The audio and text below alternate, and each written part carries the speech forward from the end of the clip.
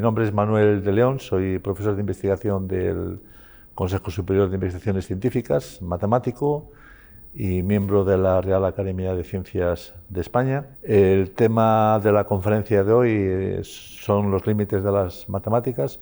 Las matemáticas sabemos que son muy eficaces para describir el mundo físico, para describir el universo, y sin embargo tienen sus propios límites, incluso límites internos, de los que vamos a hablar a lo largo de esta conferencia. Muchas gracias, Samuel, por la introducción, y muchísimas gracias a la Unidad de Cultura Científica de la Universidad de Burgos y al Museo de la Evolución Humana y a la FECIP, por supuesto, por esta oportunidad de estar aquí delante de ustedes y poder hablar sobre las matemáticas. En esta transparencia ya pueden ver por qué el título de la conferencia. Esta es una conferencia que impartió en 1959 el Premio Nobel de Física Eugene Wigner, que se titulaba La irrazonable eficacia de las matemáticas o de la matemática en las ciencias naturales. Y luego escribió un artículo en el que recogía lo que había contado en esa conferencia, y decía en su artículo, recordaba cómo los conceptos matemáticos tienen una aplicabilidad que va mucho más allá del contexto en el que se desarrollaron originalmente, que podía haber sido un puro interés matemático. Pues a veces los matemáticos hacemos algo porque nos parece que es interesante y no estamos pensando en si es útil o no, pero la mayoría de las veces sí es útil, lo que se prueba pues a lo mejor 50 o 100 años más tarde. Y Wigner, el ejemplo que ponía para ese tipo para lo que era la eficacia de las matemáticas era, por ejemplo, la ley fundamental de la gravitación. La ley fundamental de la gravitación, que fue desarrollada pues a través, primero con las leyes de Kepler y después con Newton cuando enunció su ley de la atracción universal. Combinando las dos cosas, pues nosotros podemos describir, por ejemplo, el movimiento de los planetas, pero nosotros no podemos hacer experimentos con los planetas, solo podemos observar. Sin embargo, podemos deducir cuáles son las leyes por las cuales se mueven. Esa es la eficacia que tienen las matemáticas. No hace falta hacerlo con nuestras manos porque lo podemos deducir con las matemáticas. Y decía Wigner, hacía una loa final a las matemáticas, y decía que el milagro de la idoneidad del lenguaje matemático para la formulación de las leyes de la física es un regalo maravilloso que no entendemos ni merecemos. Bueno, esa era su afirmación, ¿no?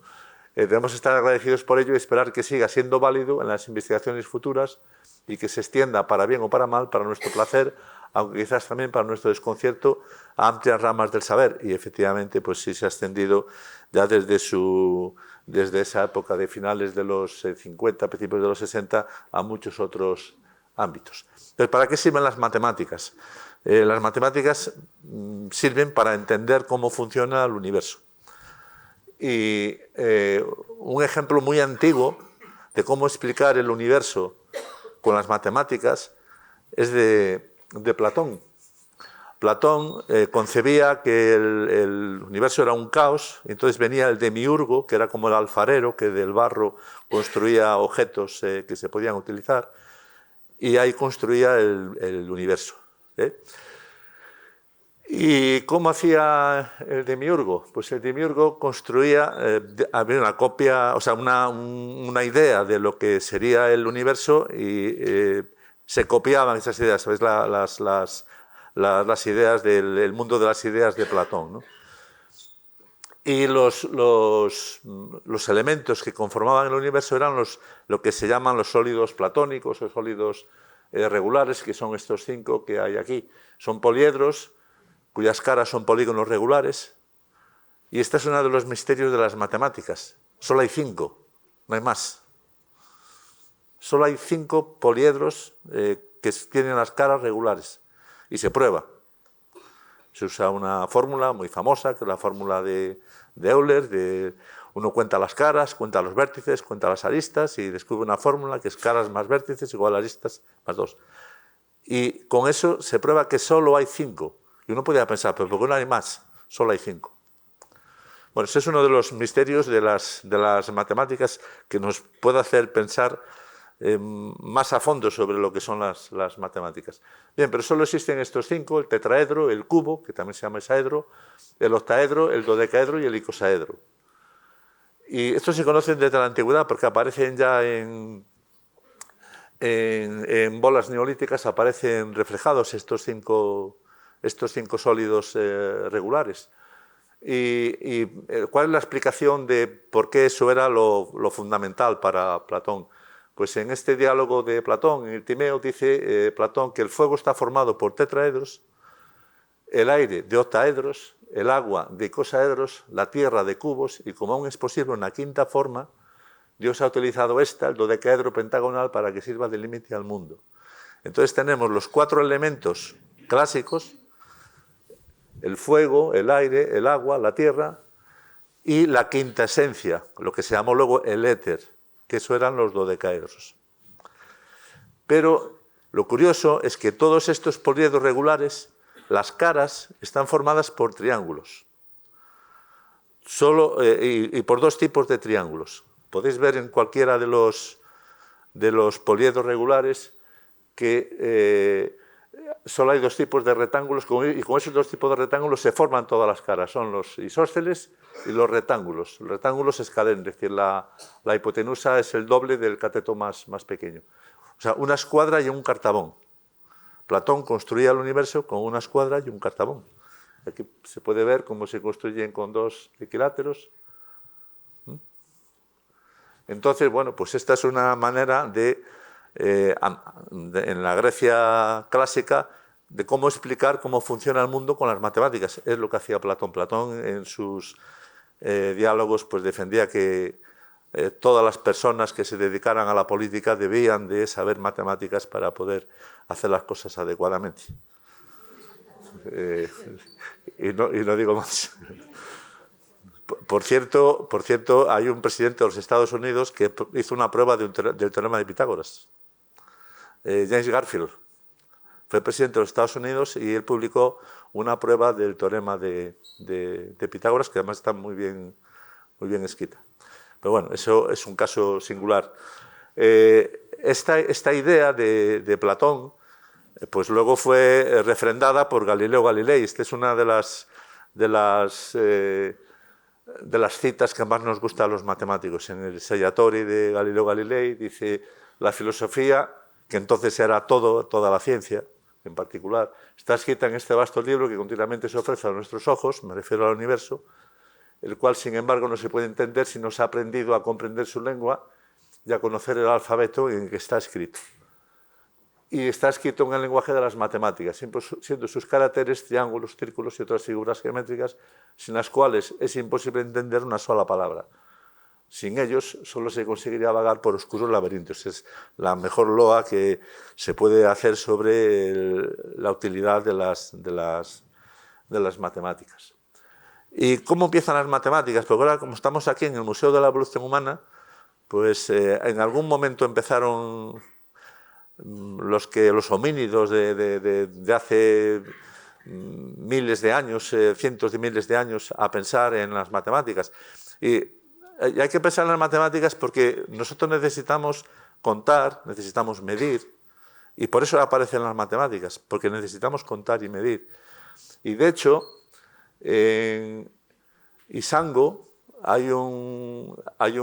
se encontró un hueso de babuino desde hace 20.000 años, que es este que está aquí, y hay una serie de columnas con muescas que están agrupadas de una manera que uno tiene que pensar que tiene que ver con las matemáticas.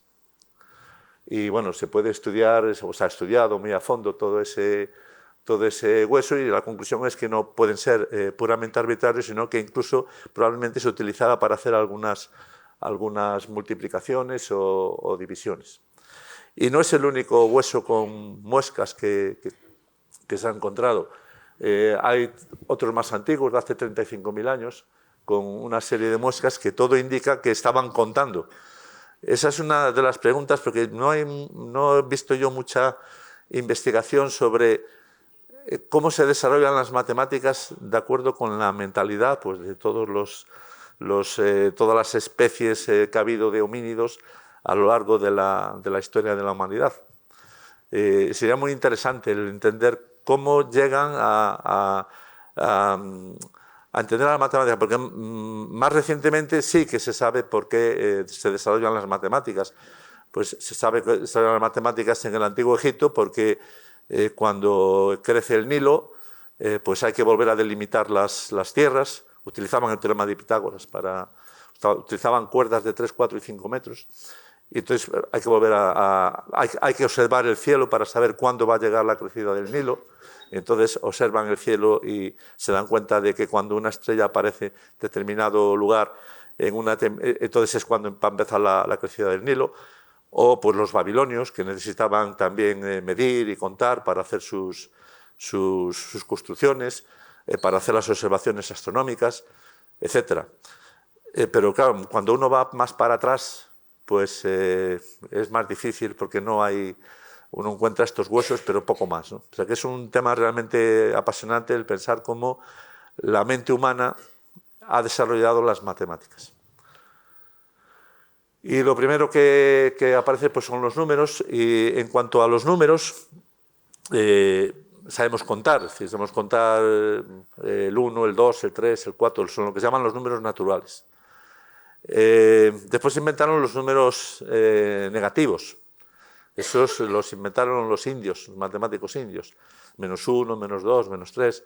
Las fracciones, pues ya los egipcios eran muy buenos haciendo cálculos con fracciones, los babilonios. Pero en Grecia hay un momento en el que se inventan unos números que suponen una auténtica revolución, porque los griegos de Pitágoras creían que todo se podía medir con lo que se llaman números fraccionales, con fracciones. Es decir, si yo pongo una unidad de medida, la puedo dividir en las partes que sean, y entonces siempre voy a poder decir, pues esto mide 3 unidades y 2/5. Eso no es así. Hay cantidades que no podemos medir. Y esto parece ser, la historia por lo menos cuenta que este paso de Metaponto, que era un pitagórico, iba navegando en el mar y descubrió que el número raíz de 2 era irracional. O sea, no se podía escribir como un cociente de 2 números enteros. Si uno piensa en un cuadrado que tiene 1 centímetro y 1 centímetro, la diagonal, usando el tema de Pitágoras, es raíz cuadrada de 2. No se puede poner, y la demostración es muy sencilla, pero esto supuso que rompemos con todas las leyes que Pitágoras había descrito. Entonces dicen que lo arrojaron por la borda del barco por haber puesto en peligro toda la enseñanza pitagórica. Pero bueno, sí, los números los hay irracionales. Y bueno, y hay muchos números irracionales. Esto, por ejemplo, es una clasificación de números, los naturales, los enteros, los fraccionales, los reales, los números complejos, en fin. A lo largo de la historia pues hemos ido ampliando este conocimiento y nos faltaba un número, que es el 0. El 0, aunque tal como lo utilizamos nosotros ahora, el 0 lo utilizamos en nuestro sistema decimal, y entonces tiene dos funciones. Es un número, el 0, que indica que no hay nada, pero también de posición. No es lo mismo escribir 15 que 105, ¿no? Tiene un valor de posición porque el sistema decimal nuestro es posicional. Y cuando se inventa el 0, ya se utilizaba antiguamente. Por ejemplo, en el Antiguo Egipto usaban un símbolo para el 0. Por ejemplo, este es un papiro y ahí, en ese papiro, aunque no lo veamos bien, pues aparece un símbolo para el 0. En Babilonia también, los matemáticos babilonios también utilizaban, ponían un vacío cuando había que poner el 0, y luego usaron 2 cuñas en las tablillas para indicar el 0. Es decir, que el 0 no es algo tan moderno, pero su uso sí es más moderno. hay que irse más adelante para que su uso pues, se consolidara y tuviera el valor que tiene ahora. Los babilonios nosotros usamos base 10, utilizamos el 0, el 1, el 2, hasta el 9, y con eso construimos todos los números. Los babilonios tenían hasta 60, porque 60 es un número muy bueno, porque tiene muchos divisores, y para hacer cálculos, pues es mucho más fácil hacerlo con 60, que tiene un montón de divisores, que con 10 o con menos. Y seguimos usándolo en nuestros relojes. La hora tiene 60 minutos, el minuto tiene 60 segundos, en los ángulos, seguimos usando, ha prevalecido a lo largo de los siglos esa manera de medir que tenían los babilonios. Los mayas también usaban el 0, era un glifo, una especie de una concha de tortuga, y los incas, que no voy a hablar ahora mucho de los incas, pero los incas es lo más espectacular, porque los incas no desarrollaron ni lenguaje escrito, ni desarrollaron matemáticas con números como hacemos nosotros. Usaban los quipus, que eran cuerdas anudadas, y allí estaba toda la información recogida. Es realmente una civilización muy curiosa, porque hicieron algo completamente diferente a todos los demás. Los griegos también usaban un vacío para el 0. Y el 0, y de hecho los números que usamos ahora nosotros, pues tienen su origen en la India. En la India pasaron a través de los árabes a Europa, y entonces pues aquí, por ejemplo, pues se pueden ver, esto es el códice Vigilanus, que escribió el monje Vigila en el siglo X, si no recuerdo mal, el siglo X, una copia está en el Escorial, en la biblioteca del Escorial, y esto está tal cual extraído del códice. Ahí están los números, al revés, como escriben los árabes, que escriben de izquierda a derecha, y no está el 0. Este es probablemente el testimonio escrito más antiguo en Occidente de los números que ahora llamamos arábigos o indoarábigos. Y el 0 fue una revolución. El principal introductor del 0 en Europa fue Leonardo de Pisa, que se le llamaba Fibonacci, y él viajaba con su padre por el norte de África, y ahí aprendió el uso del 0. Y fue este grabado que está aquí, muestra la lucha entre dos maneras de ver las matemáticas. Es la lucha de los abacistas, de los que usaban el ábaco. Con el ábaco se pueden hacer operaciones muy rápidamente, y los que utilizaban el sistema decimal. Y ese grabado simboliza esa lucha entre los abacistas y los que usaban las matemáticas más modernas. De hecho, hay un papa, Silvestre II, que fue acusado de connivencia con el demonio, porque él quería introducir el 0 y obligó a que todos los sacerdotes usaran el 0 en sus parroquias. Y ahora vamos a ver, una vez que hemos visto que introducimos los números, ¿para qué nos sirven los números? Por ejemplo, los números primos. Vamos a ver algunos ejemplos de utilidad de las matemáticas, de esa eficacia de la que hablaba Wigner. ¿Para qué se usan los números primos? Hay infinitos números primos. El número primo es un número que se puede dividir por él mismo y por 1, nada más. El 1 no es un número primo. Eso lo digo porque eso es un convenio que los matemáticos hemos decidido, que el 1 no es un número primo. El 2 sí, y el 3, y el 5, y el 7. Hay infinitos números primos, esto ya lo probó Euclides en los elementos. La demostración está escrita, es así de sencilla, no tiene mucho misterio. Se prueba que la forma de probar lo que hizo Euclides fue, supongo que hay un número finito de primos, los multiplico todos, le sumo 1 y ya tengo un problema, porque ya no es divisible y sería primo y sería mayor que el que tenía. Con lo cual tiene que haber infinitos números primos.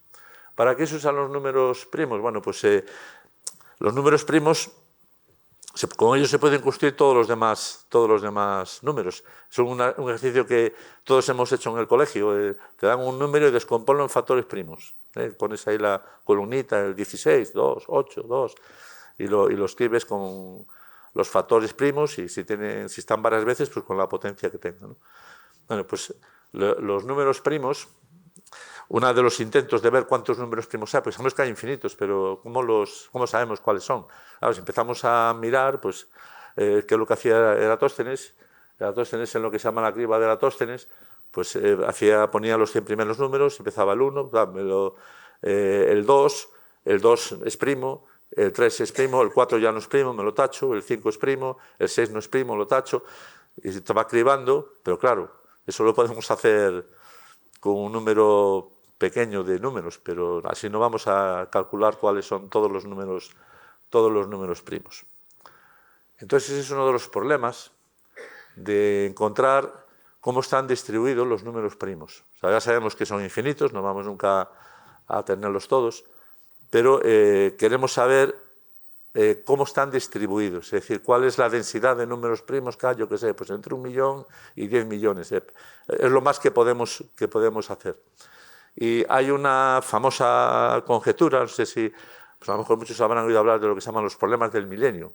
Pues uno de los problemas es la hipótesis de Riemann, que dice que los números primos están distribuidos de una manera determinada con una cierta función, se llama la función z de Riemann, y ahí podemos entonces decir dónde están todos los números primos. Nadie lo ha conseguido probar esa hipótesis, de vez en cuando aparece una prueba y está mal. Nadie ha conseguido probarlo todavía. Pero los números primos son importantes y hay mucha gente dedicada a encontrar números primos cada vez más altos. A veces aparecen en los medios de comunicación, se ha encontrado un primo que tiene no sé cuántos millones de dígitos. ¿Por qué son importantes los números primos? Porque los números primos se utilizan para encriptar. Yo sé, por ejemplo, yo conozco, imaginaos que yo sé conozco un número primo muy grande, tengo otro que también sé que es un número primo muy grande, y los multiplico y me da un número que ya no va a ser primo, pero que es todavía mucho más grande del que tenía. Y entonces la pregunta es, si yo quiero saber cuáles eran los dos primos que encontré, con los cuales hice ese número tan grande, pues voy a tener muchísimos problemas porque es un problema de muy difícil solución. No acabaría nunca de encontrarlo. Entonces, el encontrar primos cada vez más grandes es importante para encriptar mensajes, porque hay una clave de criptografía que se llama la clave RSA, el método RSA, que son las iniciales de los matemáticos que los desarrollaron, que son Rives, Shamir y Adelman, utilizando un teorema que se suele llamar a veces el pequeño teorema de Euler, aunque yo no sepa, es decir, aunque todo el mundo pueda ver lo que yo estoy haciendo, yo puedo transmitir esa información, la gente no sabe descomponer el número que yo he mandado en factores primos. Y es un teorema muy, muy sencillito de matemáticas. Ellos utilizaron esto y lo llaman las claves públicas de encriptación. Y de hecho, estos señores, en su época, tuvieron muchísimos problemas porque iban a los congresos a explicar lo que ellos habían descubierto, y entonces la gente de la CIA iba detrás de ellos para impedirles que contaran en los congresos de matemáticas, que contaran lo que ellos sabían, porque decían que era una cosa de seguridad nacional y no les dejaban contar todo lo que ellos querían, pero sí lo contaron y es una... ahora se utilizan otras cosas más sofisticadas, se utilizan siempre basadas en las matemáticas. O sea, eso son lo que se llaman curvas elípticas, que son curvas que tienen la propiedad de que se pueden multiplicar dos puntos. O sea, hay una propiedad que doy dos puntos y me da un tercero. Entonces, usando algo parecido a esto, pero con puntos de la curva, pues esa es todavía más segura que esta RSA, que la clave RSA. Y bueno, incluso hay... Ahora, pues como estamos con la información cuántica, pues ya veremos a ver todo lo que sale de ahí. Pero es muy importante porque nosotros queremos que cuando hacemos, por ejemplo, una compra en Internet, pues nadie pueda intervenir en la compra. Y estamos utilizando esas claves cuando hacemos una compra en Internet. Otro ejemplo de la eficacia de las matemáticas es en la física moderna. A finales del siglo XIX, pues creía que la física estaba ya terminada, o sea, que ya no había más física que descubrir. Ahora lo único que hace falta es aproximar cifras decimales, porque ya la física está terminada a finales del siglo XIX. Pero claro, resulta que apareció la mecánica cuántica a principios del XX y la relatividad. Y entonces ahí ya no, esa afirmación se cayó por sí misma. Voy a hablar de la relatividad. La relatividad se basa en algo tan sencillo, bueno, no, en realidad la relatividad, la idea de Einstein fue una idea brillantísima, pero el fondo matemático que hay viene ya desde Euclides. Euclides, en su libro En los elementos, que son esos 13 libros, pues tiene los 6 primeros están dedicados a la geometría plana. Y Euclides enunciaba unas afirmaciones que eran los postulados, que decía esto nos lo creemos porque sí, por ejemplo, dados 2 puntos se puede trazar una recta que los une, eran cosas que, digamos, esto tiene que ser verdad, ¿no? Voy a poner estos 4 postulados y un quinto, que es aquí a la derecha, porque esta es como los que veía Euclides, pero esto es como se formuló poco después. Por un punto exterior una recta se puede trazar una única paralela, que eso en el plano lo hemos estudiado, ¿no? Si queremos trazar más de una, se va a cortar con la recta que hemos dado, ¿no? En el plano no podemos hacer otra cosa, ¿no? Y entonces la gente se dedicó durante siglos a ver si el quinto postulado se deducía de los otros 4 o no. Y esto hay montones de demostraciones falsas a lo largo de siglos. D'Alembert le llamó a este problema el escándalo de la geometría elemental. ¿Cómo podemos estar dedicando tanto esfuerzo a tratar de probar que el quinto postulado se deriva de los otros 4?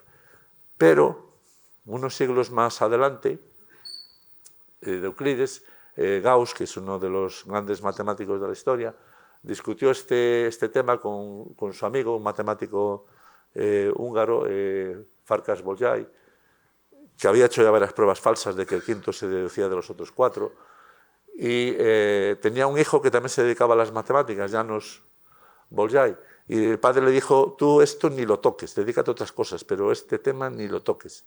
Claro, como no hacemos caso a nuestros padres, pues él se dedicó a estudiar el problema del quinto postulado, y le escribió a su padre diciendo, he descubierto cosas tan maravillosas que estoy asombrado, de la nada he creado un mundo nuevo. ¿Y qué es lo que había hecho János Bolyai? Pues había construido una geometría nueva sin utilizar el quinto postulado, lo que se llama ahora la geometría hiperbólica. Y János Bolyai, esta es, por cierto, es la tumba de donde están enterrados padre e hijo en Hungría. A la vez, independientemente, otro matemático ruso, Lobachevsky, había hecho más o menos lo mismo que János Bolyai, y reemplazó el quinto postulado por este. Existen 2 rectas paralelas, una dada por un punto externo a la recta. Si yo construyo una geometría, tengo 4 postulados, y el quinto lo cambio, y digo esto. Y construyo una geometría, y esa geometría es consistente, no tengo ninguna contradicción, pero ya no es la geometría euclidiana. Es la misma geometría que había encontrado János Bolyai, la geometría hiperbólica. Este es Lobachevsky. Y hay más geómetras que se dedican a estudiar estas cosas, por ejemplo Riemann. Riemann inventa lo que ahora se llama geometría riemanniana en su honor. Es el espacio, además del espacio, tiene una manera de medir, que es lo que se llama la métrica, y trabajó en otra geometría posible, que es la geometría esférica. En la geometría esférica, si nosotros pensamos en una superficie de una esfera, digamos, las rectas ahora se llaman geodésicas, son lo que minimizan la distancia entre 2 puntos. Si ponemos 2 puntos en la superficie de una esfera, la curva que minimiza la distancia es un círculo máximo. Por ejemplo, si estuviéramos en el Ecuador, o un meridiano. Pero si tomamos un meridiano, por ejemplo, y un punto exterior, si queremos hacer otra curva, otra geodésica, otra recta en esa geometría, lo vamos a cortar en 2 puntos. Entonces, por un punto exterior a una recta, o sea, una geodésica, no hay ninguna paralela. Entonces ya tenemos las geometrías que nos faltaban. Tenemos la geometría euclidiana, la geometría hiperbólica y la geometría esférica. Y bueno, este es Riemann, Y estos son pues, los 3 modelos de las geometrías. ¿Y qué tiene que ver esto con la relatividad de Einstein? Einstein lo que formuló es que cuando tengo materia, la materia curva el espacio y el universo tiene una curvatura, una cierta curvatura. Y lo que tratamos de dilucidar es cuál es la forma del universo, qué tipo de geometría no euclidiana o euclidiana tiene el universo.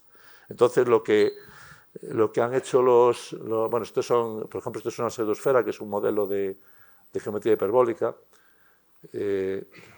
Lo que hace Einstein es usar toda esa geometría no euclidiana para tratar de encontrar un modelo de universo, que es lo que se hace hoy, por ejemplo, pues en cosmología. Se intenta ver cuál es la curvatura del espacio, ver si el espacio es hiperbólico o es esférico en las dimensiones, son 4 dimensiones, ya no son 3 dimensiones, ¿no? Y bueno, pues es una de las cosas que se cree que es ligeramente hiperbólico, pero estas cosas como van cambiando a cada poco, pues no... pero esa es la idea de Einstein. De hecho, Einstein, detrás de todas estas construcciones hay un montón de geómetras, lo que se llama geometría diferencial, sobre todo mucha gente en Italia, Tullio Levi-Civita, por ejemplo, y otros matemáticos. Hay una carta de Einstein a Levi-Civita diciendo qué suerte tienen ustedes, los matemáticos, que son capaces de entender todo esto de los tensores, todas estas cosas rápidamente, y lo que me cuesta a mí el ir cabalgando por estos temas que no controlo. Esa es una de las aportaciones de las matemáticas. El matemático te da todos los modelos posibles y ahora tú, con las observaciones, eliges el que se adecúa mejor a lo que estás observando. Ahora que estamos ahí con estos cometas que nos vienen de fuera del sistema solar, que hay gente que se cree que son naves tripuladas, pero que son cometas, pues todo lo que es los movimientos celestes, todos vienen de algo que estudiamos en el colegio, que son las cónicas, las elipses, las hipérbolas y las parábolas. ¿Para qué servía todo eso? Los griegos lo estudiaban y, bueno, lo estudiaban porque estaban allí. A los griegos les gustaba mucho, sobre todo, la geometría. Bueno, estas son, no voy a repetir las definiciones de la elipse, la parábola o la hipérbola, ¿no? Que son cónicas porque se obtienen haciendo una sección con un plano de un cono. Tenemos un cono y lo cortamos con un plano, según la vayamos cortando, pues nos va a dar circunferencias o elipses o hipérbolas, ¿no? Por eso se llaman cónicas. Estas fueron estudiadas por los griegos, sobre todo Apolonio de Perga. Si alguno ha visto la película de Amenábar, la de Hipatia de Alejandría, recordará que hay un momento en el que casi se da cuenta Hipatia que las órbitas de los planetas son elípticas, pero no acaba de formularlo adecuadamente. Ella estudiaba las elipses con su padre Teón de Alejandría. Y bueno, con esto y las observaciones que le dejó Tycho Brahe en Praga, Kepler fue capaz de describir o de establecer las 3 leyes, se llaman las leyes de Kepler, que la primera ley, que las demás pues son cómo se mueven los planetas, pero que la primera ley dice que todos los planetas describen una elipse, uno de cuyos focos es el Sol. Bueno, esto es una idea realmente muy brillante, con la cual pues consigue luego sus leyes, sus otras leyes. Y Newton viene después y consigue con esas leyes de Kepler y la ley de la gravitación universal pues ponerle más como más sustancia matemática al tema. Y eso es lo que utilizamos hoy en día. Este es Kepler y este es Newton. Esto es lo que utilizamos hoy en día. Cuando mandamos una sonda, por ejemplo, pues a Titán, está siguiendo las leyes de Kepler.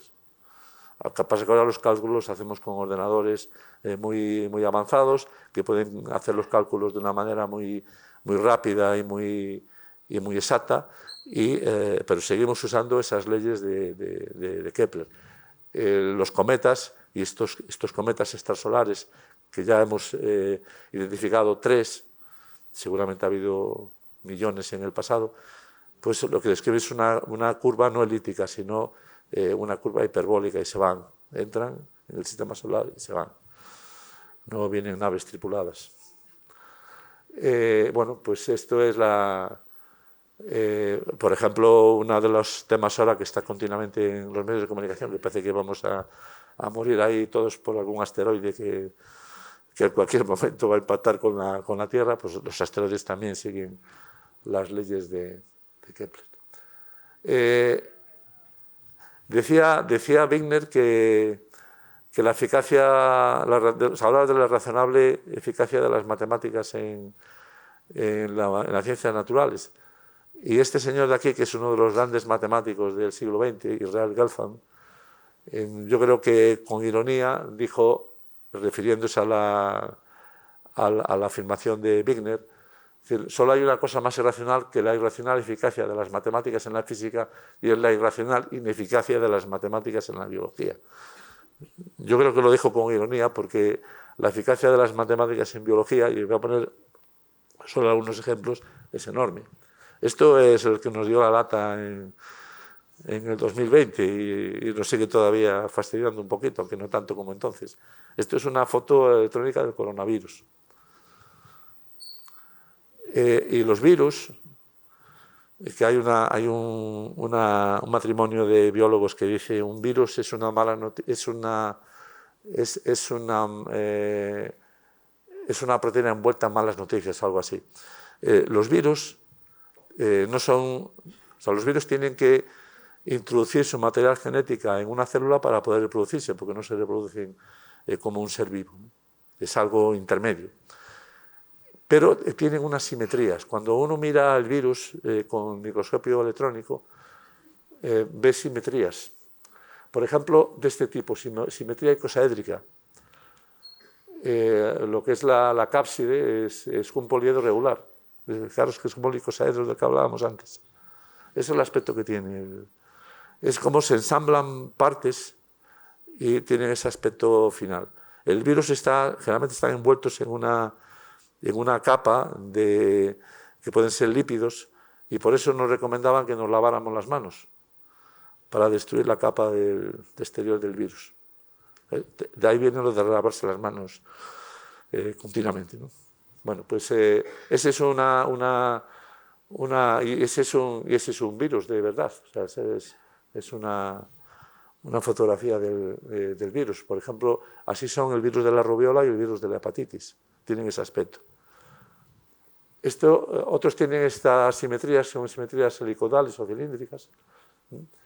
Esos elementos de la casi, del envoltorio, están dispuestos, o sea, verticalmente en torno a un eje, y presentan como una envoltura. Y, por ejemplo, pues eso es el virus de la gripe, que lo tenemos todos los años, o el virus del mosaico del tabaco. Este, que tiene un aspecto muy respetable, tiene una simetría compleja, es decir, que tiene simetría, es un prisma hexagonal y luego como un hélice, y luego tiene unas varillas para sujetarse. Bueno, y entonces, ¿esto para qué se estudia? Pues eso, o para qué se estudia porque nos sirve para entender cómo los virus se fijan en las paredes de la célula e introducen su material genético para poder reproducirse. Entonces hay mucha gente en laboratorios que se dedican a estudiar esto que se llama virología matemática. Y esto, por ejemplo, esto a los físicos y matemáticos les gustará mucho, porque esto es lo que se llama una de las teselaciones de Penrose a una esfera. Y lo que está a la izquierda es el papilomavirus. ¿Sabéis que es muy parecido? Entonces, bueno, pues estas cosas son muy útiles para estudiar los virus.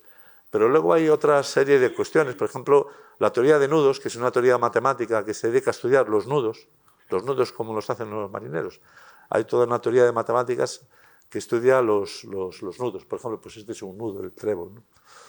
El nudo pues simplemente es el nudo más sencillo, pues es un anillo sin nada más. O sea, no está anudado, pero podemos buscar todo tipo de nudos más complicados. Entonces, una de las cosas que los matemáticos hacemos es clasificar. Entonces, la gente se ha dedicado a clasificar nudos en lo que se llama la teoría de nudos. ¿Cómo se clasifican? Pues de una manera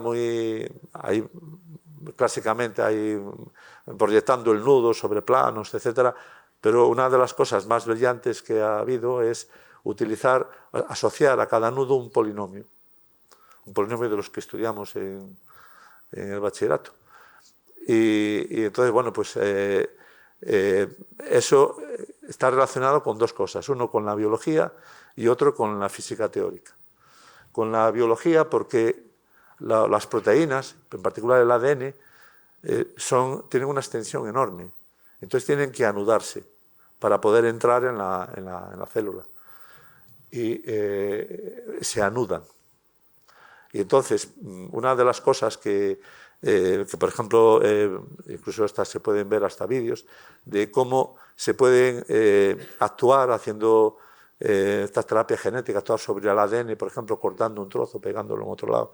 Eso lo hacen unas enzimas que se llaman las topoisomerasas.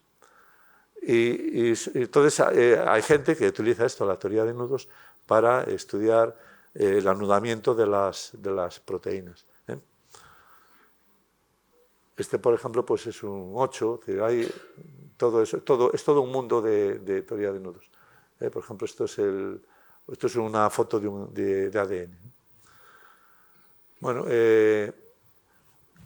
antes de pasar de esto, podría decir muchas más cosas de la biología y las matemáticas. Por ejemplo, todos los estudios de ecología de sistemas de depredadores presas. Son sistemas de ecuaciones diferenciales. Podríamos hablar de cómo se estudia la fortaleza de un sistema ecológico con teoría de matrices y con grafos. Hay, por ejemplo, un grupo en Doñana que se dedica a hacer cosas de ese tipo. Y, por ejemplo, ¿para qué sirve eso? Pues tú ves las relaciones que hay entre diferentes especies y con el mismo ecosistema, y entonces tú te das cuenta, viendo las relaciones que hay, si esta especie desaparece, el ecosistema sobrevive, pero si esta especie la elimino, desaparece todo.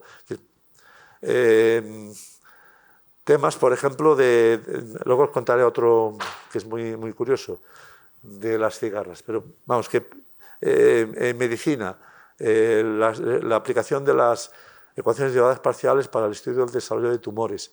En fin, en las ciencias de la vida, sin las matemáticas, no harían mucho. Por ejemplo, pues cómo funciona nuestro sistema circulatorio con la mecánica de fluidos. En fin, es todo un mundo. Entonces, cuando se pone grupos de gente, unos que saben de biología o de medicina, con gente de matemáticas, también hay que hacer computación, pues ahí salen cosas muy interesantes. Y este es uno de los límites que pueden tener las matemáticas, porque a veces pensamos que las matemáticas solo las sabemos hacer los seres humanos. Y eso no es verdad. Tenemos animales que saben hacer matemáticas. Por ejemplo, los cuervos. Los cuervos son de los animales más inteligentes. Se pensaban siempre que los pájaros eran tontos, porque como tienen la cabeza pequeña, pero es que tienen una densidad de neuronas muchísimo mayor que algunos mamíferos. Entonces, no importa que el tamaño del cerebro sea pequeño, sino cómo están relacionadas las neuronas. Y entonces, pues los córvidos en general son animales muy inteligentes, saben distinguir algunos. Esto, por ejemplo, es un experimento que hicieron en Alemania, una pareja de cornejas, y se le mostraba una pantalla táctil con una serie de puntos, de 1 punto, 2 puntos, 5 puntos, y después otra con el mismo número de puntos, pero de diferentes tamaños. Y el ave sabía distinguir. O sea, fijaros que no solo sabía contar, es que sabía extraer. sabía extraer el número, que es un paso más cuando contamos. Podemos contar, pero es que luego nosotros contamos 3 mesas, 3 sillas, 3 lámparas, pero nos tenemos que dar con el número 3. Ese es el siguiente paso, ¿no? Pues estos eran capaces de hacerlo con bastante frecuencia. Y se cree que saben contar hasta 4 o 5, porque si le quitan un huevo no nota en el nido que le han quitado uno de los huevos, pero si le quitan 2 sí ya notan que ahí ha pasado algo y le han quitado parte de los huevos, ¿no? Las cigarras es un caso, realmente es sorprendente cómo han desarrollado, eso es fruto, pues, de la evolución, ¿no? Las cigarras conocen los números primos. Hay unas cigarras, esta por ejemplo la magificada, que es esta de la foto, Setendecium, tiene un ciclo, esto lo observó un naturalista sueco en el siglo XVIII en Pensilvania, que aparecían todas las cigarras a la vez, y eso podéis ver vídeos que aparecen todas a la vez, ¿no? Y tienen un ciclo de 17 años, y hay otras que tienen un ciclo de 13. ¿Y por qué tienen un ciclo de 13 años y 17? Pues porque con eso evitan los depredadores. Si tienes un depredador que tiene un ciclo de 2 y esta cigarra tiene un ciclo de 17, ¿cuándo coinciden? El mínimo común múltiplo, 34. Entonces tienen muchos años de tranquilidad. Y por eso han desarrollado, la evolución les ha permitido desarrollar estas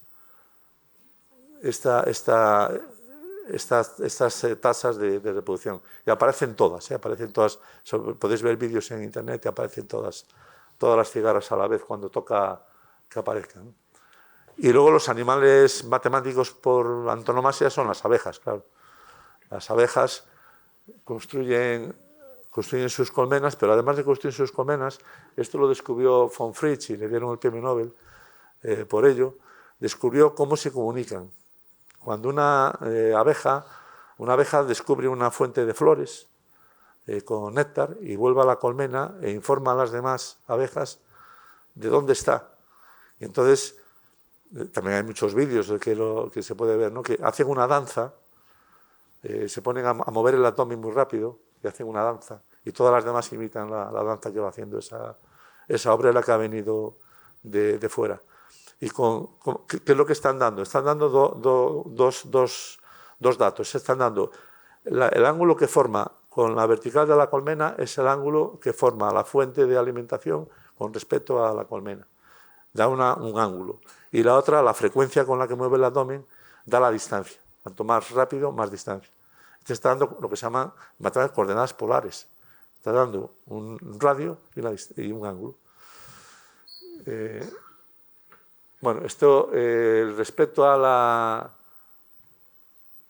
las colmenas, este es un patricio romano, Marco Terencio Varrón, que escribió una obra de rústica, y él se dedicaba en particular a observar y a tener colmenas.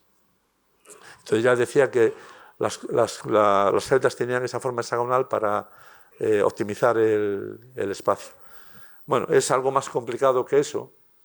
Voy a saltar aquí. Esta es una celda de una colmena. La colmena no es... La celda hay que meterle miel. Entonces es un prisma. O sea, no es una cosa plana. O sea, por fuera vemos hexágonos, pero no es un prisma. Y entonces el prisma está construido de tal manera que optimiza, usa la mínima cantidad de cera para almacenar la mayor cantidad posible de miel. Y entonces las abejas lo han descubierto. Han descubierto que esto, a lo largo de la evolución, pues han descubierto cómo hacerlo. De hecho, se pueden medir los ángulos que forman esa parte del fondo. Y bueno, pues incluso ha habido polémica sobre si es este ángulo, si es este otro. Hubo una polémica porque se equivocó uno a hacer la cuenta. Su libro de logaritmos tenía un fallo y lo hizo mal. Y lo interesante es que este señor de aquí, que está jugando al ping-pong, que es uno de los grandes matemáticos, Laszlo Fejestad, dijo: voy a estudiar ¿Qué pasa con las abejas? ¿Qué pasa con las colmenas? Voy a acabar de una vez con toda la ambigüedad de este tema con las colmenas.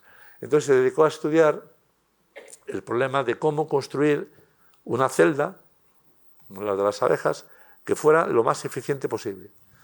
Y lo publicó en un artículo que se llama, se titula, que se puede ver en internet, se llama Lo que las abejas saben y lo que no saben.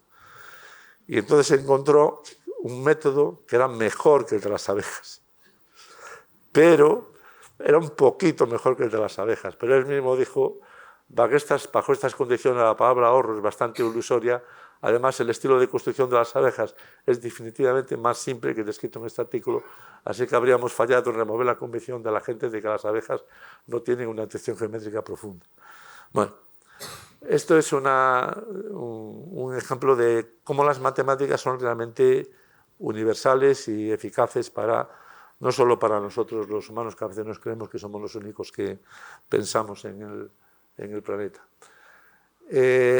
Y voy a terminar con algo que es muy interesante sobre las matemáticas, y lo comentábamos al principio. Hemos hablado de que hay números, los números naturales, los enteros, los fraccionales, los racionales, se llaman fraccionales o racionales de ratio, los números reales, etcétera, números complejos, pero hay más números. Y esos más números los inventó este señor Cantor, que a los 27 años era catedrático en la Universidad de Halle, que es la universidad de Lutero, y trabajó sobre la teoría de conjuntos, porque hubo una época en matemáticas que se llama una época en la que estaban en disputa los fundamentos de las matemáticas. O sea, pues, si las matemáticas no están bien fundamentadas, pues se nos estarían cayendo los puentes y los túneles y los aviones. No, están bien fundamentadas, pero había que fundamentarlas. Entonces, en esta época, finales del 19, principios del 20, Cantor trabajó sobre lo que se llamaba la teoría de conjuntos y estudiaba conjuntos infinitos. Por ejemplo, los números naturales, hay un número infinito de números naturales, pero no es el mismo número de números, o sea, no una cantidad de números que los números reales. Hay más números reales, pero ¿cómo lo medimos? Pues él se creó toda una aritmética de números que llamaba transfinitos. Hay diferentes tipos de infinito. El infinito de los números naturales es el Aleph cero. Los números pares, es que son cosas que uno piensa, y vuelvo a lo de los sólidos regulares, que las matemáticas prueban cosas que realmente a veces nos explotan el cerebro.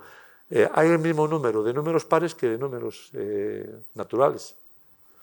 Multiplica todos los números naturales por 2 y ya tienes todos los números pares, es el mismo número. Si los cuentas, vas a tener el mismo número, es el Aleph cero. Pasa lo mismo con los racionales, todas las fracciones las puedo poner en correspondencia con los números naturales, no hay más que los números naturales.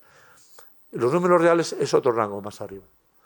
Y entonces, a partir de eso, le empezó a construir pues, toda una aritmética de números transfinitos. Fue una revolución en su momento, e incluso su propio director de tesis la acusó de ser un corruptor de la juventud, porque era como, esto no puede ser, no puede existir esto que nos cuentas, ¿no? Y bueno, por ejemplo, los números racionales son las fracciones. Para completarlos necesitamos los números irracionales, los que no son racionales. Por ejemplo, pues números, el número e, el número pi, todos son irracionales. El número áureo. Y de esos hay dos tipos, los que son soluciones de una ecuación algebraica y los que no, que se llaman trascendentes. Bueno, pero más allá de todo eso hay otros números, son los números transfinitos. Y pensando, por ejemplo, una de las cosas que este es uno de los artículos que publicó Cantor, una de las cosas que nos puede sorprender, por ejemplo, imaginaros que tengo un cuadrado, entonces hay el mismo número de puntos en un lado que en todo el cuadrado. Eso no puede ser, ¿no? Sí, hay el mismo número de puntos en un lado que en todo el cuadrado, ¿no? Es el mismo cardinal.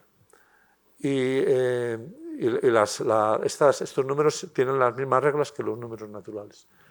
Y entonces, bueno, pues lo que decía, que este hombre al final tenía muchos problemas mentales y falleció en un sanatorio donde lo habían, en un sanatorio psiquiátrico donde lo habían internado.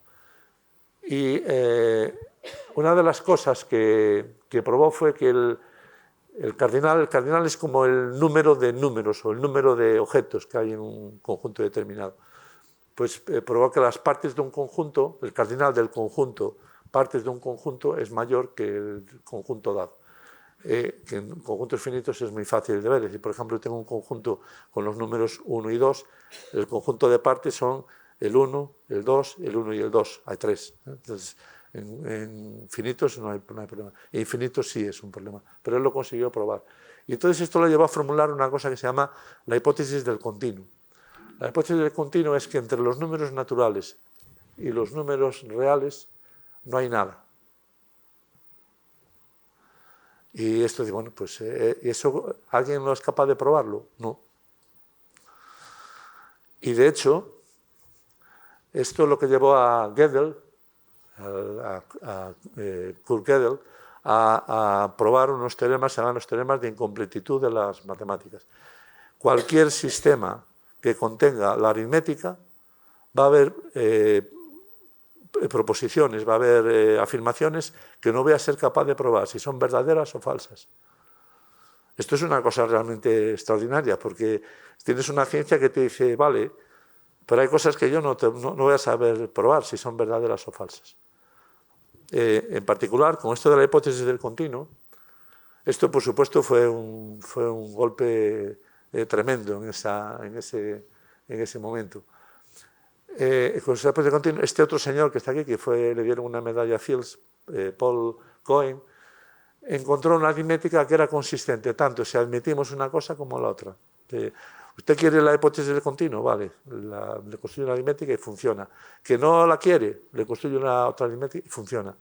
Entonces, ese es uno de los grandes logros de las matemáticas, cómo es capaz de sobreponerse a sus propios límites para ir más allá todavía. Y yo la pregunta que dejo siempre al final, este es Hilbert, que nos dijo, Hilbert dijo, porque cuando criticaban a Cantor, Hilbert dijo, nadie nos va a expulsar del paraíso que ha creado Cantor para nosotros. Y defendió pero al mismo día que daba una charla por la radio, creo que era por la radio, y lanzó una frase que se llamaba debemos saber y sabremos. A los pocos días estaba Gödel probando que había cosas que no podríamos saber. Fue un golpe duro para él. Pero la pregunta que yo suelo hacer al final de esto es ¿dónde están los números transfinitos en nuestro universo? Porque no están. No están, vamos, no sabemos dónde puedan estar. Yo dejo siempre esa pregunta ahí para pensar que las matemáticas, cómo son capaces de llegar tan lejos, que incluso hay cosas que no somos bien capaces de entender bien y sin embargo están ahí. Bueno, y con esto termino y espero no haberos aburrido mucho.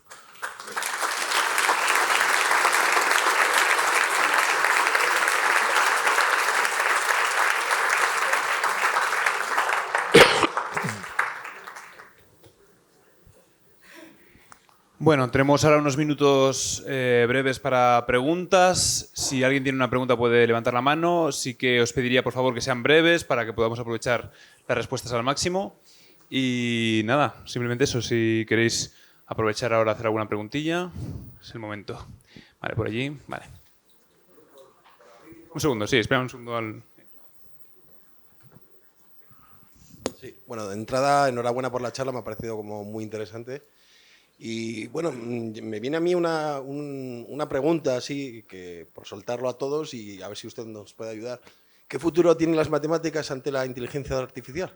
Bueno, pues porque, quiero decir, tengo una pequeña academia de matemáticas y veo que a veces es complejo, porque para que salga un buen matemático realmente implica primero vocación, una cierta serie de capacidades naturales. Entonces veo como que es un proceso muy largo y con muy pequeñas recompensas a corto plazo. Entonces yo lo veo por los chavales, ¿no? Es decir, la juventud de ahora quiere recompensas a corto plazo y no piensan nunca en el largo plazo. Entonces ahora resulta que viene la inteligencia artificial y entonces es como que se cae todo un poco de todo. Es decir, un matemático necesita estudiarse fórmulas, estar muchas horas dedicándola y ya de repente todo eso es como que ya no requiere esfuerzo y todo aparece en 5 segundos en el ordenador. Entonces yo me pregunto es eso, ¿qué nos depara al mundo matemático con la inteligencia artificial? Bueno, pues era una muy buena pregunta y pensaba decir algo de la inteligencia artificial. En primer lugar, ¿cuáles son los datos que se meten en una red neuronal? Porque se ha llamado inteligencia artificial a lo que básicamente son redes neuronales y machine learning. Pero el nombre de inteligencia artificial, claro, es mucho más interesante. ¿Cuáles son los datos que se introducen en la entrada en una red neuronal? Son vectores con pesos, son números. ¿Y luego qué se hace dentro? Son funciones de optimización que van pasando de una capa a otra capa y luego pues cuando se está entrenando se vuelve para atrás con otro algoritmo y se está utilizando pues métodos bayesianos, optimización de diferentes maneras, o sea que las matemáticas están dentro de la inteligencia artificial, de lo que se llama inteligencia artificial. Entonces, la inteligencia artificial no es inteligencia artificial en el sentido de que esos programas sean capaces de pensar como nosotros. Eso no lo ha conseguido nadie, por lo menos hasta ahora. Entonces, la inteligencia artificial sí se está utilizando ahora, la utilizan los matemáticos para tratar de probar teoremas usando la potencia que te da la inteligencia artificial. Y de hecho, hace poco he visto un artículo y probaban 60 y tantos teoremas que ya eran conocidos, pero los probaba el programa de inteligencia artificial con ese grupo de matemáticos. Entonces, la inteligencia artificial, de momento, es un instrumento útil para muchas cosas, pero que tiene también muchas lagunas todavía, queda mucho camino, y los matemáticos son los que fundamentalmente van a poder establecer cómo funciona de verdad las redes neuronales. Es que hay muchas cosas de inteligencia artificial, como parece que una magia, ¿no? Que yo le pregunto algo y inmediatamente me da la respuesta. Pero es que cuando le pregunto algo, primero se está pasando eso a números, a vectores. Lo están metiendo en la red neuronal. Los programas estos grandes de lenguaje tienen miles de millones de capas neuronales. Pero lo que pasa es que la capacidad de computación es tan enorme que te da la respuesta inmediatamente. Entonces parece que está pensando. Un ejemplo de el DeepMind le ganó a Kasparov al ajedrez. El AlphaGo Zero le ganó al Go, al campeón del mundo de Go, que es más complicado que el ajedrez. Era un coreano, Lee Sedol. Pero el DeepMind no sabe jugar al Go y el AlphaGo Zero no sabe jugar al ajedrez. Pero nosotros sabemos jugar a las dos. Hay todavía mucho camino para andar con la inteligencia artificial. La inteligencia artificial ya ha conocido 2 inviernos, que es cuando dicen no hemos conseguido nada fuera, dejar de poner dinero en inteligencia artificial, y a lo mejor vamos camino de un tercer invierno, que es cuando se deja de poner dinero porque se ha creado unas expectativas, como se hizo ya en los años 70 y 80, que luego no se cumplieron.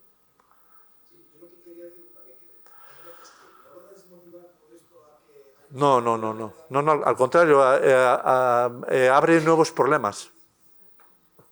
Es interesante porque abre nuevos problemas. De hecho, hay matemáticos que están ya intentando usar ese recurso para... Pero los que han llegado arriba, entonces les ayuda mucho más porque los procesos matemáticos son más sencillos, fórmulas que antes no se podía pensar, pues ya se pueden resolver. No sustituye a la mente humana en absoluto. Yo lo que veo es que a los chicos de ahora, tú les dices, trigonometría, necesitas 20 fórmulas que las tienes que estudiar de memoria, si no es imposible. Bueno, pero también las tenías antes en Wikipedia y en los libros. Ahora te lo da más rápido. Tú le das la pregunta y te lo da. Como que va a haber un poco incentivo en que un chaval de 17 años tenga que estar 2 horas estudiando 20 fórmulas matemáticas cuando dice, ¿para qué?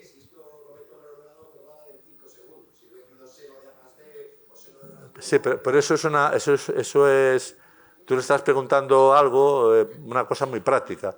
Pero si tú quieres dedicarte a saber cómo funciona el programa por dentro, tienes que estudiar muchas matemáticas, mucha estadística, porque si no, no vas a entender nada. Entonces, bueno, ahora también preguntabas en Google y te salía la respuesta de lo que querías. Ahora te sale más rápido. De hecho, ahora si buscas en Google ya no te sale Google. Lo primero que te sale es IA, elaborado con IA. ¿Ves? Porque Google está entrenándose, usándonos a nosotros como conejillos de indias para sacar sus programas cada vez más sofisticados. Yo diría que tu pregunta me recuerda un poco, o sea, que lo entiendo porque obviamente es una preocupación no actual importante, pero tal y como lo has planteado justo ahora, me ha recordado un poco al uso de las calculadoras, lo típico de... Igual. No, deberían hacer las cuentas a mano O con la calculadora. No es lo mismo, pero entiendo esa, digamos, falta de esfuerzo, ¿no? Para llegar a cierto conocimiento que puede no ayudar a la formación de las personas jóvenes, ¿no? Entonces, creo que va por ahí tu cuestión, ¿no? Pero bueno, es un buen debate y también creo que ahí los educadores seguramente tenéis un buen papel para ver qué se puede hacer ahí, pero bueno. En ese sentido, bueno, simplemente eso, porque justo como lo has planteado al final, digo, me recuerda un poco a esto, pero bueno. ¿Hay alguna otra pregunta que queráis aprovechar? ¿Vale? Por aquí. Hola, gracias por la conferencia. Me gustaría saber si en España, que se hace investigación matemática, ¿no?, en el CSIC, ¿por dónde va la investigación? Porque se habla tan poco de eso en los medios, no sabemos... Más cerca. No sabemos casi nunca que se hace investigación matemática en España y por dónde va esa investigación. De todas otras ciencias se habla mucho de investigación, pero de matemáticas nunca. Entonces, me gustaría saber por dónde tira un poco la investigación. El problema que hay es que cuando quieres hablar de matemáticas, de investigación, de lo que se está haciendo ahora, se ha hecho tan sofisticada que es mucho más difícil contárselo a la gente. Hay palabras o términos que en matemáticas usamos continuamente, pero que la gente no los ve en un medio de comunicación, un periódico, Sin embargo, hay otros conceptos. Ahora todo el mundo sabe lo que es o por lo menos le suena cromosoma o célula. Pero claro, ahora, si hablamos de términos de matemáticas, la gente no conoce eso. Entonces, para contar lo que se hace... Sí, no, y el esfuerzo que se ha hecho en España voy a decir que los esfuerzos de divulgación que se han hecho en los últimos 25 años probablemente no se ha hecho en ningún otro país europeo como en España. Y es para acercar las matemáticas a la gente. Por ejemplo, pues y a veces salen cosas. Por ejemplo, cómo estudiar, o sea, cómo aplicar pues ecuación de variedad parcial, como decía antes, al crecimiento de tumores. Bueno, pero tampoco puedes explicar con todo detalle, porque si tienes que poner las ecuaciones la gente no las va a entender. Por ejemplo, ahora con la epidemia del COVID-19, pues hemos tenido mucha información sobre, por ejemplo, los sistemas, los métodos que hay para estudiar la propagación de una epidemia. Por ejemplo, lo que se llama el modelo SIR, que es todos los derivados de ese modelo, que es ya de hace unos 100 años, pero que se sigue trabajando en eso, cómo se va moviendo todo ese concepto de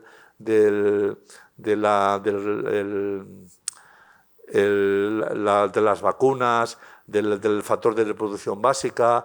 Todo eso son conceptos matemáticos que salen de esos modelos SIR. Eso se explicó bastante en los años, en estos años de la pandemia, o cómo se utilizan, pues yo qué sé, las series temporales, o cómo se utilizan métodos de optimización para distribuir. Eso son matemáticas. Pasa que, claro, tienes que contarlo en un lenguaje sencillo, porque si lo quieres contar en un lenguaje técnico, pues es que a lo mejor no te va a entender ni siquiera otro matemático que trabaje en otros temas, ¿no? Pero sí se ha hecho un esfuerzo muy grande en la divulgación de las matemáticas y sobre todo es que son dos cosas que yo siempre diferencio. Una cosa es divulgar matemáticas. Yo puedo hablar de Euclides, eso es divulgar matemáticas. Otra cosa es contar las matemáticas que tú estás haciendo en tu despacho, que es comunicar las matemáticas, eso es más difícil.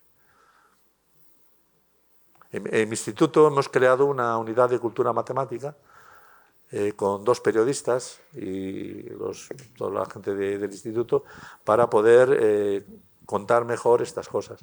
Se está haciendo muchos esfuerzos. Sí, sí, sí, que es la parte más difícil de contar.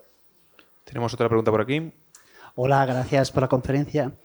Has estado hablando y veo que has hablado siempre de hombres en matemáticas.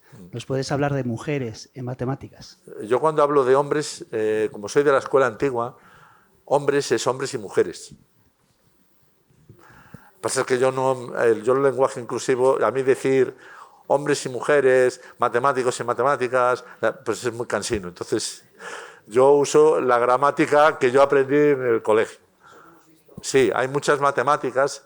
A lo largo de la historia han tenido muchas dificultades para estudiar, porque incluso ha habido épocas en las que no podían estudiar en la universidad, y hay muchos ejemplos de eso, ¿no? Por ejemplo, yo que sé, pues Sonia Kovalevskaya o otra gente, incluso hasta en tiempos recientes. Pero las mujeres se han ido incorporando más y más a las matemáticas, y hoy en día hay matemáticas mujeres que son tan buenas o mejores que muchos de los hombres matemáticos. Afortunadamente eso ha ido cambiando mucho y cada vez se le está dando más presencia, pero ha habido, bueno, como ha pasado en la sociedad en general. Bueno, yo por romper una lanza a favor suyo he hablado un poco de Hipatia. Sí. Un poquito de Hipatia ha habido. Y de Hilbert no fue estudiante Emil Noether, ¿puede ser? Hilbert, hay un libro que yo recomiendo que se llama Señores o Caballeros. Esto no es una casa de baños, ese es el título. Y ese se refiere a un episodio cuando Emmy Noether, que es una de las grandes mujeres del álgebra, pues esta mujer no la dejaron ser profesora. Y entonces Hilbert, Einstein también, pero Hilbert la defendió, y entonces se opusieron los filólogos de la universidad. Y entonces Hilbert les dijo: no hay ningún problema en que una mujer esté aquí dando clase, porque el problema que tenían era cómo va a estar una mujer aquí subida y los hombres a los pies de la mujer. Ese era el problema de lo que planteaban los filólogos. Entonces Hilbert les dijo: caballeros, esto no es una casa de baños y no veo por qué una mujer no puede estar aquí dando clases. Pero no la admitieron. Vamos a cerrar con esta última pregunta. Bueno, yo quería preguntarle que por dónde van los estudios ahora actualmente de los números transfinitos.